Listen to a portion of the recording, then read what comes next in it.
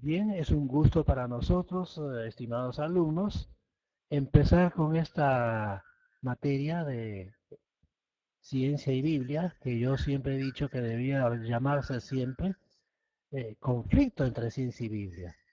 De manera pues que es un tema interesante y empezamos con las vistas y la explicación de las siguientes, ¿no? ¿Por qué hay conflicto entre ciencia y Biblia, ¿no? Y es que la evolución que se pretende científica, radical, hace afirmaciones audaces, afirmaciones que pueden dejar preocupado al que no se ha metido en estos temas. Ellos, por ejemplo, dicen, no existe Dios, ni tampoco existen seres sobrenaturales.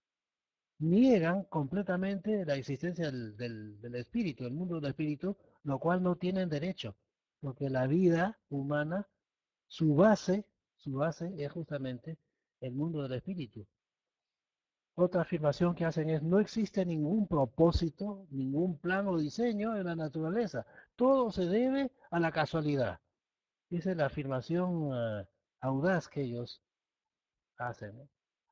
Ahora surgiría, si ponemos la mente en blanco, entonces, ¿cómo se originó el universo y la vida? Entonces, la explicación que ellos dan es que todo existe solo como resultado de una suma de accidentes afortunados acumulados a través de millones de años.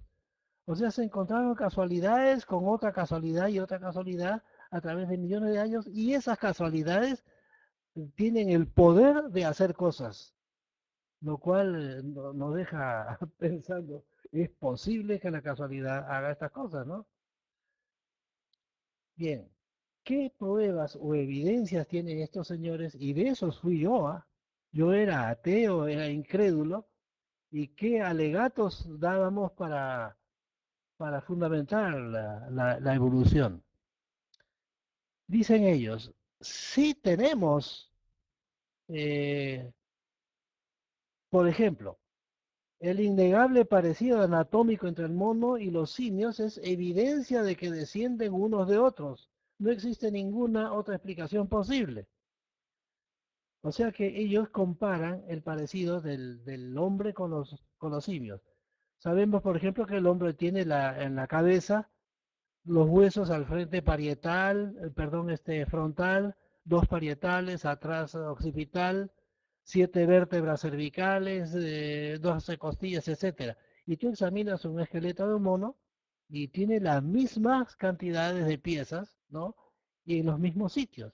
Entonces dicen, la única explicación es que descienden uno del otro.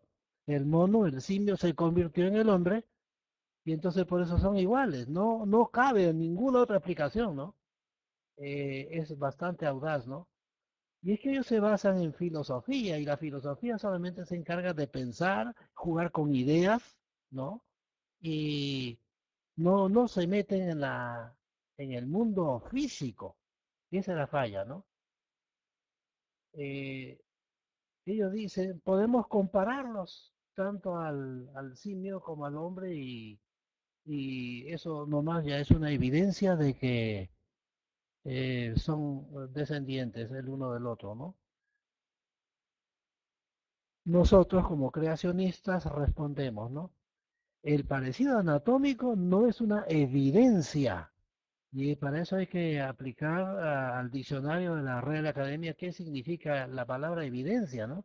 Evidencia lo define el diccionario de la RAE como certeza clara, tan perceptible, tan visible, que es imposible negarla, ¿no? Eso no lo hacen ellos, ¿no? Lo necesario sería que pase un tiempo y comenzar a buscar monos y hacerles manipulaciones de manera que poco a poco, con las generaciones, se vayan transformando en seres humanos, lo cual jamás se ha hecho, ¿no? Eh, y sí existe otra explicación racionalmente posible para nosotros, es, ¿no? El parecido anatómico, ¿a qué se debe? ¿A parentesco o a qué? En primer lugar, negar que Dios existe solo porque no lo vemos Es como negar hechos que tampoco vemos. Por ejemplo, no vemos el aire, es transparente. Cuando la atmósfera está limpia, tú puedes ver a kilómetros de distancia. Otra cosa que tampoco vemos son las ideas, ¿no? Podemos estar pensando, pero son reales, ¿no?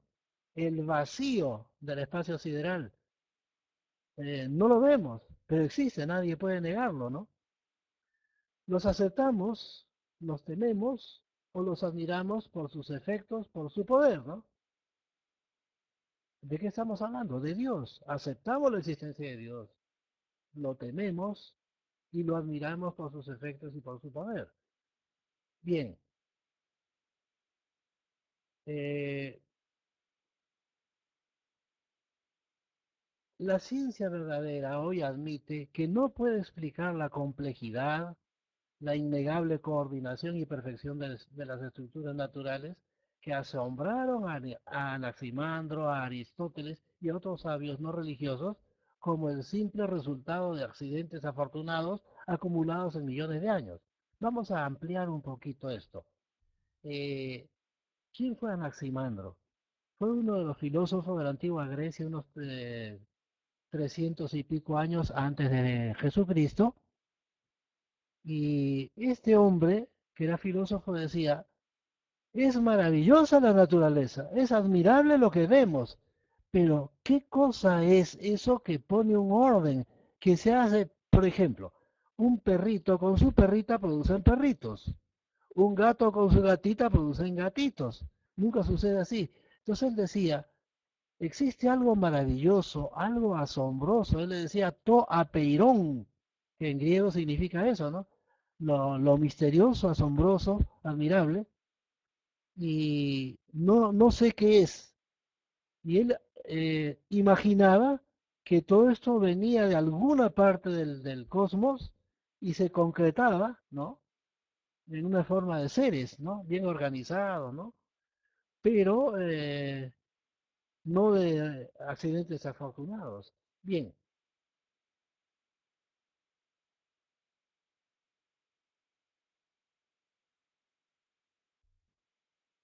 ahora, y Aristóteles, me estaba olvidando de Aristóteles. Aristóteles, él era filósofo y el filósofo solo juega con ideas, ideas, deducciones, pensamientos.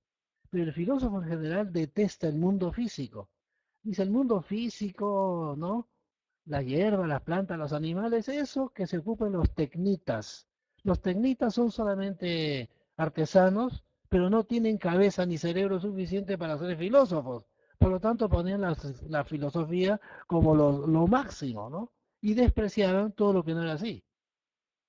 Pero Aristóteles, él dijo, yo hago filosofía. Incluso él funda, una de sus obras es el razonamiento y los métodos filosóficos típicos. Y ahí él dice, ¿no? Pero cuando un filósofo se mete con el mundo natural, plantas, animales, ahí tiene que cambiar la cosa. Ahí no es suficiente las ideas, las discusiones, las sugerencias, etcétera. Ahí es necesario bajar al nivel físico, porque de ese mundo estamos. Y filósofo Aristóteles, él sí se ensuciaba las manos, según sus colegas le decían, ¿cómo vas a denigrar la filosofía ocupándose de cosas físicas? Pero él decía, no, yo necesito saber, por ejemplo, cómo se forma una gallina, el pollito.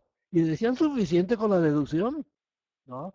El pollito tiene algo adentro, el huevo tiene algo adentro que poco a poco y con un poco de calor se forma el pollito. ¿Y para qué más? Pero Aristóteles decía, no, no es suficiente, es mundo físico, así que yo voy a ver. Y él comenzaba a incubar huevos. Dentro de los 21 días de incubación, cada día iba rompiendo uno para ver cómo se estaba formando adentro el pollito, ¿no? Y él incluso hizo dibujos, ¿no? O a veces se pasaba horas en la borda de un bote, en algún remanso donde había peces, observando cómo viven, qué hacen, si hay machos, si hay hembras, cómo se aparean, etcétera. Él lo que quería era eso. Y por eso lo consideran el padre de la filosofía, perdón, de la zoología, ¿no?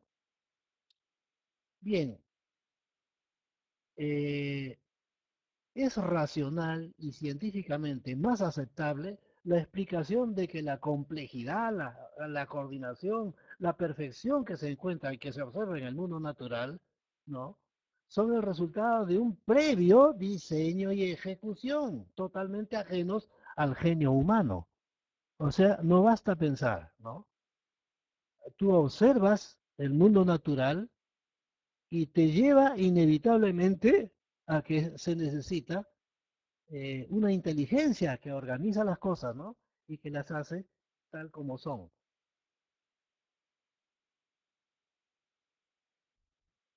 Examinemos directamente cualquier hecho del mundo natural.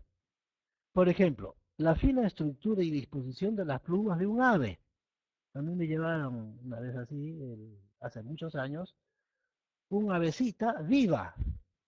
Le di alimento y todo ahí en el laboratorio donde estaba, pero al día siguiente amaneció muerta. Yo dije, caramba, se murió el avecita. Y acudieron a mi mente la pregunta, ¿no? ¿Podrá este pajarito muerto enseñarme algo? Entonces, los mecanismos, las funciones y la utilidad práctica de los órganos de la visión, por ejemplo, es otro ejemplo, ¿no? Uno es las plumas, examinar una pluma de ave y vamos a hacerlo. Otras maravillas también son la visión humana, la cantidad de ojos y una serie de cosas, ¿no? Las distancias y las dimensiones, por ejemplo, del Sol a la Tierra, es justamente la distancia y el tipo de estrella para mantener vida. Eso tendríamos que verlos en siguientes o en ulteriores presentaciones. Bien, eh, diseño inteligente. La palabra diseño inteligente está cobrando cada vez más fuerza en el mundo de la ciencia. Al comienzo la despreciaban, decían, no, ¿qué diseño inteligente? Si no existe, ¿qué es esto, no? Pero resulta que los creacionistas ahora se ponen guardapolvo, entran al laboratorio, se hacen pruebas, observaciones de tipo científico. Y entonces eso les da rabia. Hemos visto en una presentación anterior cómo se inflamó la, la furia de los materialistas diciendo que no tienen, que eso no es ciencia, ¿no? Que el diseño inteligente es pura religión, no tiene nada que ver con las ciencias, ellos siempre tratando de negar, ¿no? Los irrita, los enoja. Bien, ¿qué es diseño? Vamos a consultarle a la Real Academia, ¿no? Al diccionario de la RAE, ¿cómo define diseño? Hay varias acepciones. Diseño es traza o delineación de un edificio o de una figura. Quien traza o diseña, lógicamente está pensando, está usando su razón, su inteligencia para hacerlo, ¿no? También significa diseño, proyecto o plan. Acá da un ejemplo, proyecto urbanístico. Hay una gran extensión de terreno, puede hacerse una ciudad, tiene que venir ingenieros o arquitectos, urbanistas y hacer, ¿cómo se puede? ¿Cuánto mide este terreno? Entonces, ¿dónde, qué necesita una ciudad completa? Bueno, necesita pues agua potable, necesita una serie de cosas y comienza a hacerse un proyecto para darle forma a eso, ¿no es cierto? También, ¿qué más significa diseño? Dice concepción original de un objeto u obra destinados a la producción en serie. Y justamente nosotros decimos, y Dios ha hecho un diseño general, ¿no? Para destinarlo a una producción en serie, ¿no? ¿Cómo debe ser un pájaro para que pueda reproducirse y dar pajaritos iguales así y en la hembrita que usó para la producción, ¿no? Bien, entonces vamos viendo, esas son las definiciones sobre lo que es diseño. Ahora, nos preguntamos, ¿has intentado tú, mi querido alumno diplomado, de inventar algún mecanismo, aunque sea muy simple? Yo sí lo hice siendo muchacho, adolescente, ¿cómo es un avión para que vuele, no? Y había una serie de reglas. Entonces, Las alas tienen que ser el centro, como quien dice, el centro de una balanza, la cola atrás y el motor adelante deben quedar equilibrados si el avión está bien hechecito, ¿no? Si no hay que aumentarle o quitarle peso a un lado o al otro. No es fácil.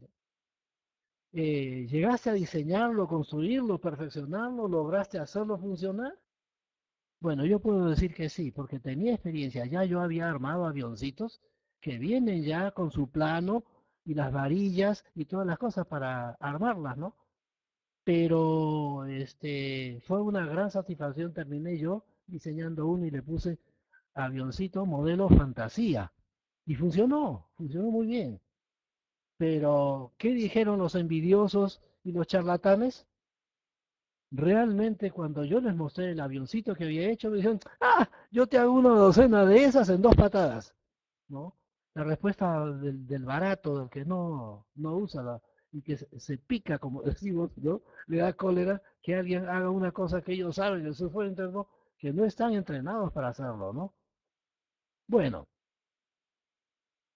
todo diseño tiene un propósito, porque ellos dicen que no existe propósito alguno en el universo. Todo es pura casualidad, casualidad, casualidad, se van sumando las casualidades y abracadabra, todo aparece bien hechecito, ¿no? Todo diseño tiene un propósito. Eh, un ejemplo sencillo hecho en casa, el aeromodelismo. Vamos a entrar un poquito más en detalle con esto. Aeromodelismo es un hobby que exige inteligencia, habilidad, paciencia y amor, ¿no? Acá tenemos un muchachito que ve aviones, avionetas, acá tenemos un par de aviones Cessna, y él piensa, ¿no? ¿Cómo se puede hacer con esto? Y hay quien lo ha hecho, los aeromodelistas. Antes en Lima acá había unas tiendas llamadas Hobby Center, ¿no? Que hacía estas cosas. Acá tenemos un avión de la Segunda Guerra Mundial bastante antiguo, el Vultee XP 74, ¿no? Es el nombre del avión real, con su motor atrás. ¿Se puede hacer esto en chiquito como para un juguete? Vamos a ver entonces, este mismo avión se le toman las medidas y cuánto hay. Y aquí tienen ustedes el plano. El plano se hace con varillas. Ustedes ven acá, en la figura de arriba, 2, 3, 4, 3, 3, 3, 5. Ustedes observen en el fuselaje del avión. Quiere decir pues que esta pieza 2, vista de frente, es así, como esta del frente. El 2 que está abajo, este arco acá con unos dientecitos. La 3 tiene esta forma, ahí dice el número 3. El 4 ya soporta el tren de aterrizaje, o sea, el patín de nariz, como se dice, porque tiene que tener acá los alambres pegados, ¿no?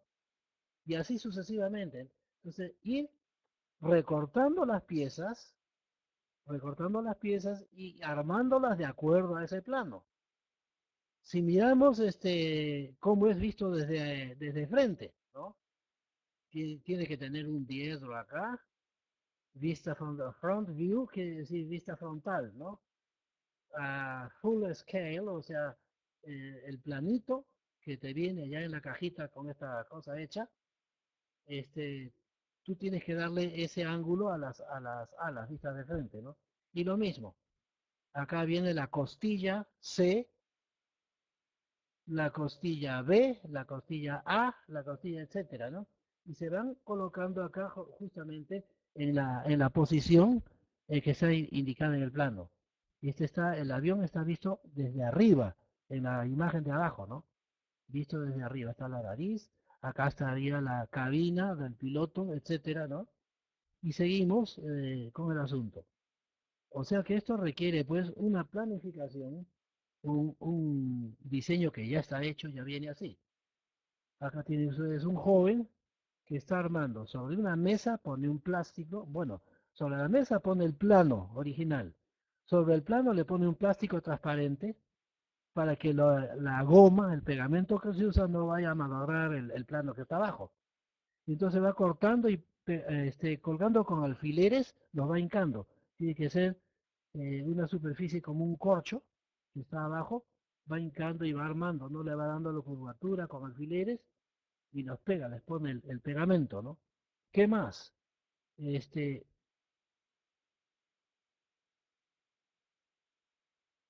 una vez que está armado, se le puede colocar un motorcito, funciona con benzina. Ustedes pueden irse al Lurín, se hace siempre ahí aeromodelismo, ¿no? Y entonces con un sistema de control remoto, ven ustedes ahí, está emitiendo señal y dándole órdenes al avión, que suba, que gire, que baje, etcétera, etcétera, ¿no? Eh, Acá ven ustedes el extremo inferior izquierdo también otro aeromodelista que está preparando su avión para hacerlo volar. El aeromodelismo ahora tiene gran aplicación, por ejemplo, en el ejército hacen aeromodelos que llevan cámaras filmadoras y son manejados por militares con controles. Usted ves acá en el extremo izquierdo a un soldado que está manejando estos equipos y ese avión va a ir cerca de las líneas enemigas en caso de guerra y pasa volando cerca de todas las instalaciones del enemigo, va filmando todo lo necesario y entonces se regresa trayendo toda la información, las filmaciones, ¿no? Para saber. O sea que el aeromodelismo ya tiene aplicación, ¿no? Bien, acá tenemos los famosos aviones antirradar.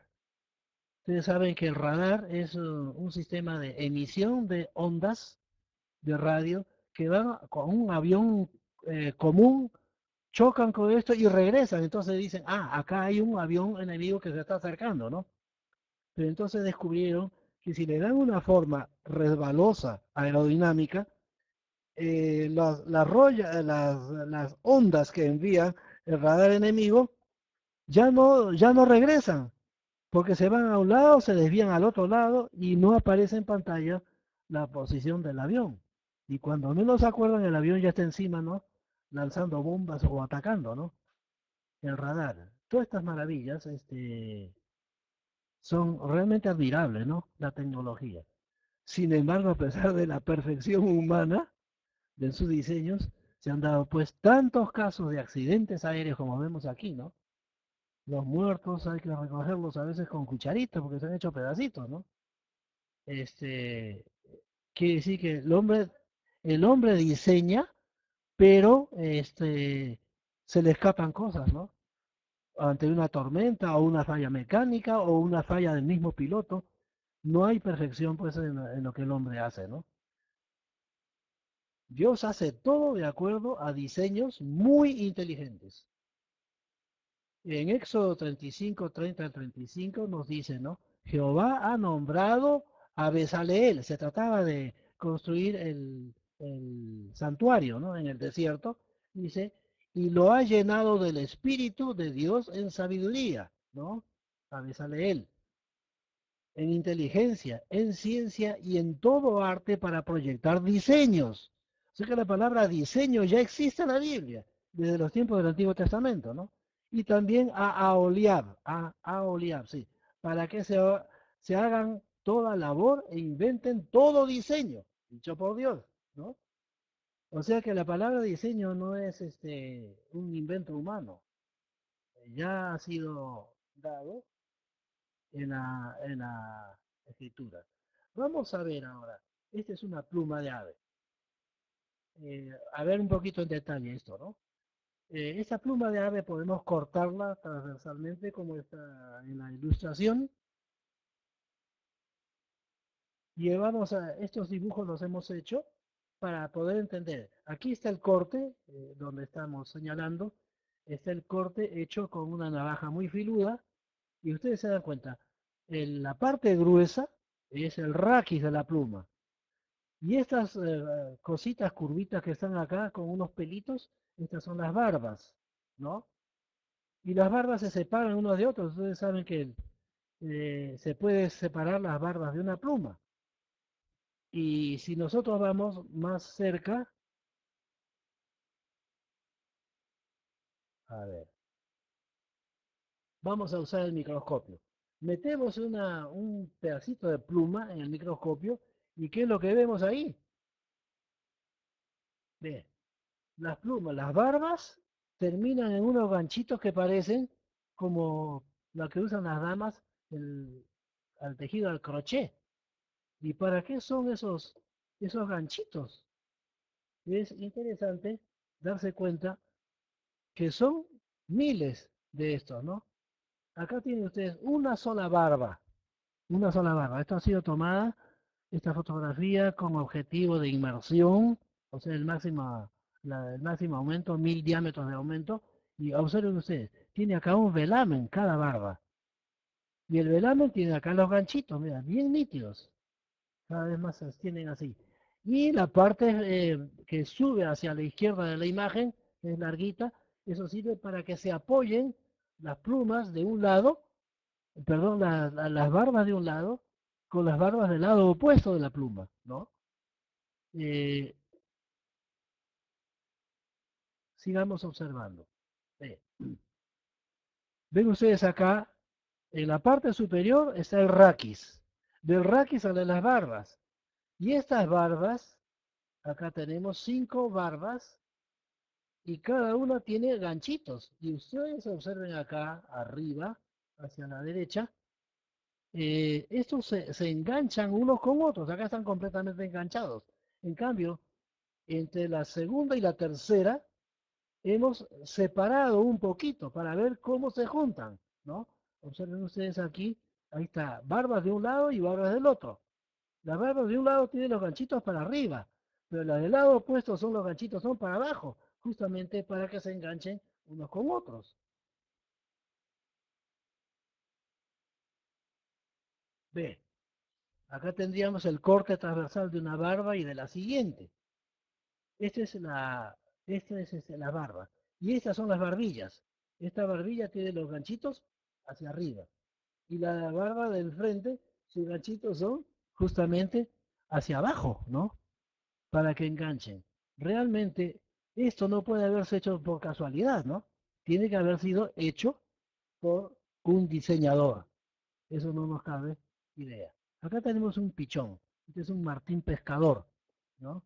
Ya se le están formando las plumitas. Ustedes ven esas plumas azules que están a ambos lados de él. Son plumas grandes para la potencia del vuelo. En cambio, acá tiene en el cuerpo, si ustedes ven unos puntitos, unos granitos blancos, esas son las plumitas cobertoras. Esas son las que van a abrigar al pichoncito, ¿no? Tienen otra función. Todo va siendo diseñado de esa forma. Vamos tal vez en otro momento a ver esto con detalle, ¿no?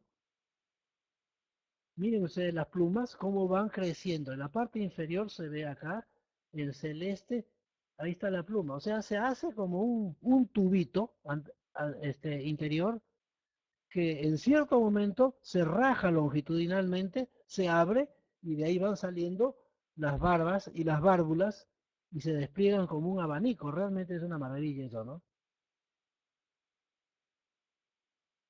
Cristo dijo, no cae un gorrión en tierra sin mi Padre. O sea, a mi Padre le duele que caiga un gorrión en tierra, que muera, aunque sea de muerte natural.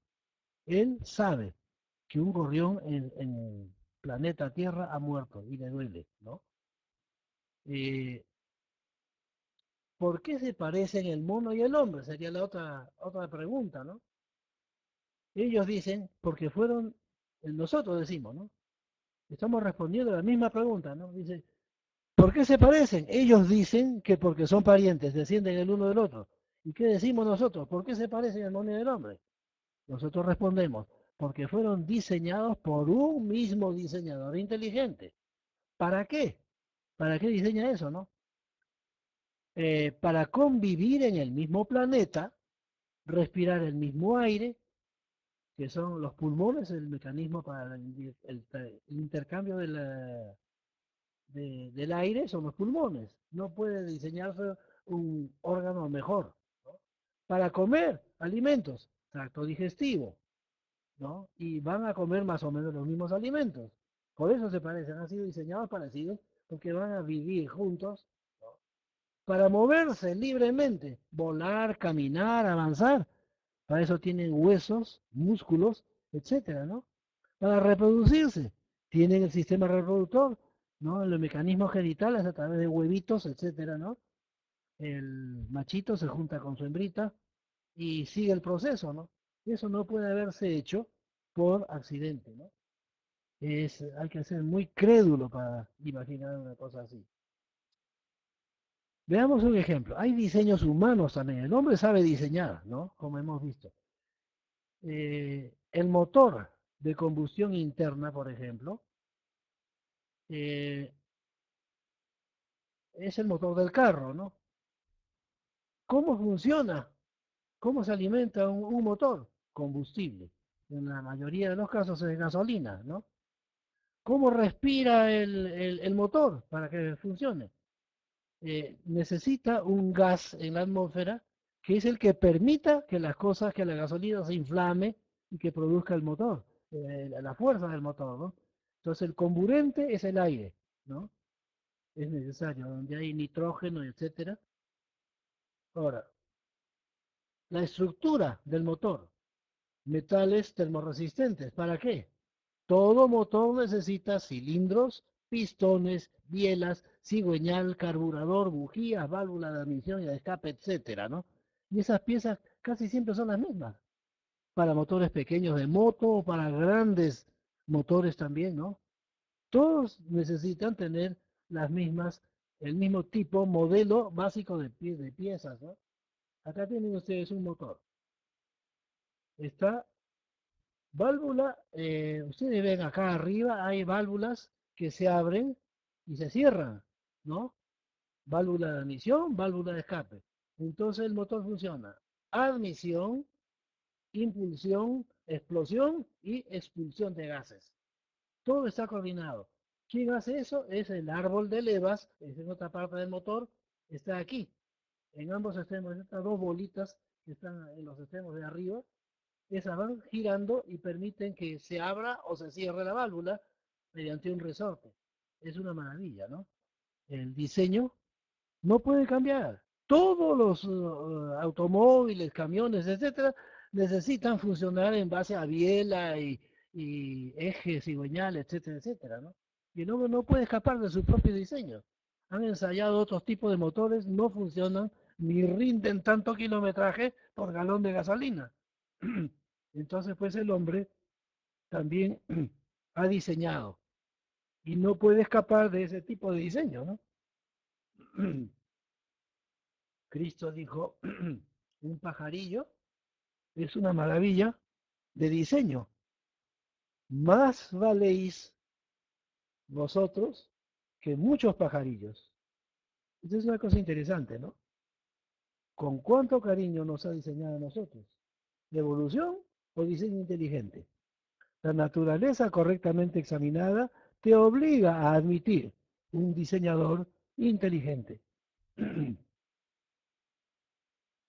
Que el diseñador inteligente te bendiga siempre. Yo digo, amén. Bueno, por hoy suficiente tiempo, ya tenemos más de media hora para un ensayo y ahí nomás nos quedamos. Que Dios los bendiga ricamente, queridos diplomados, y estaremos para la próxima clase. Que Dios los